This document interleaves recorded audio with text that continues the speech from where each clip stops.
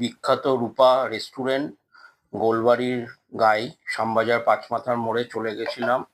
ওখান থেকে আজকে আমি একটা চিকেন বিরিয়ানি নিয়ে নিয়েছিলাম।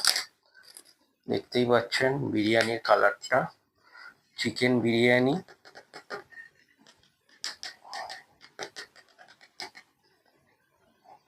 ঢাললাম, দেখতেই পাচ্ছেন। এরকম একটা লেগ পিস দিয়েছে, খুবই সুন্দর। দেখুন লেগ পিসটা একদম নরম তুলতুলে, হাত দিলেই ছাড়িয়ে যাচ্ছে। তার সাথে একটা এরকম আলু দিয়েছে, তার সাথে আবার এরকম একটা গোটা ডিম দিয়েছে। বেশ সুন্দর, গন্ধটা খুবই ভালো এবং চালটাও দেখুন খুব ঝরঝরে। দাম মাত্র 170 টাকা। দেখি এবার খেয়ে কিরকম হয়েছে।